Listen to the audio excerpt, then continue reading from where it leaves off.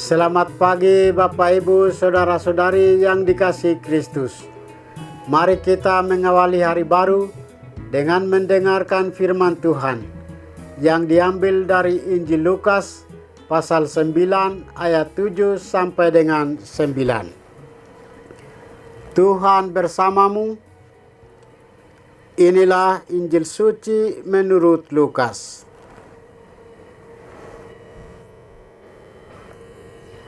Ketika Herodes raja wilayah Galilea mendengar segala sesuatu yang terjadi, ia merasa cemas sebab ada orang yang mengatakan bahwa Yohanes telah bangkit dari antara orang mati.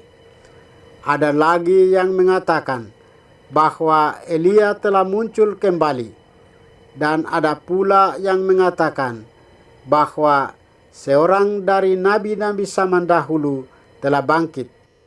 Tetapi Herodes berkata, Yohanes telah kupenggal kepalanya. Siapa gerangan dia ini yang kabarnya melakukan hal-hal besar itu? Lalu ia berusaha untuk dapat bertemu dengan Yesus.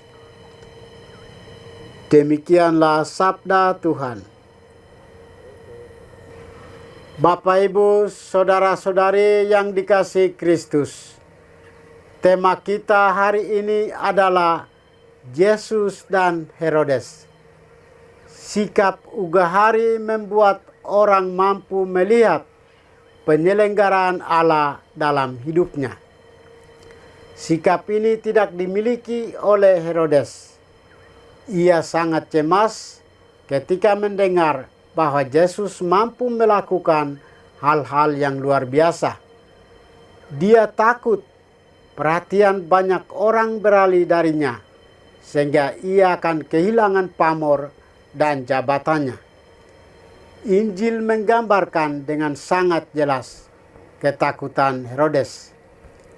Ia berkata, Yohanes telah kupenggal kepalanya. Siapa gerangan dia ini yang kabarnya melakukan hal-hal besar itu?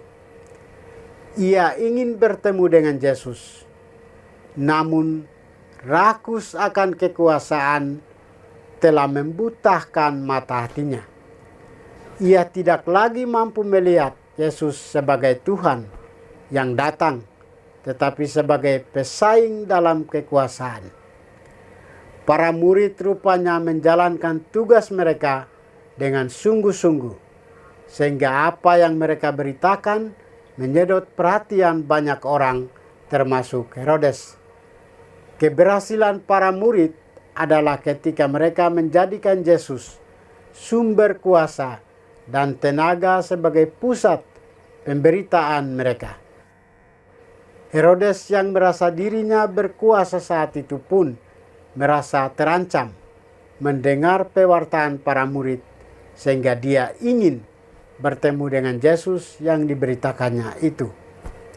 Keinginan untuk bertemu dengan Yesus ini pasti didasari oleh motivasi yang tidak baik. Ia sebelumnya telah membunuh Yohanes Pembaptis akibat dendam atas teguran Yohanes, juga demi mempertahankan kuasanya. Sampai pada titik ini, kita melihat perbedaan antara Yesus dan Herodes. Yesus berbagi tenaga dan kuasa dengan para muridnya, sedangkan Herodes ingin menggenggam kuasa untuk dirinya, sehingga tidak segan-segan menghabisi nyawa orang lain. Saudara-saudari terkasih, kisah tentang pengutusan dan pemberitaan tenaga dan kuasa dari Yesus kepada para muridnya menjadi pelajaran bagi kita.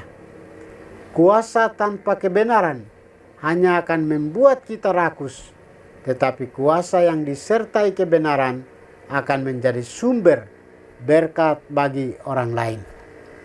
Mari kita setia menjalankan tugas perutusan dan pemuritan kita menurut status dan cara hidup kita masing-masing. Tenaga dan kuasa yang diberikan Kristus untuk kita, itulah yang memampukan kita menjalankan tugas pelayanan untuk mencintai kebenaran.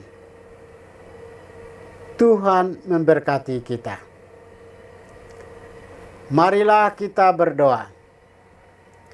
Tuhan, pagi ini kembali kami naikkan syukur dan permohonan. Terima kasih sudah menjaga kami saat kami tidur maupun bangun. Terima kasih untuk udara sejuk dan segar pagi ini.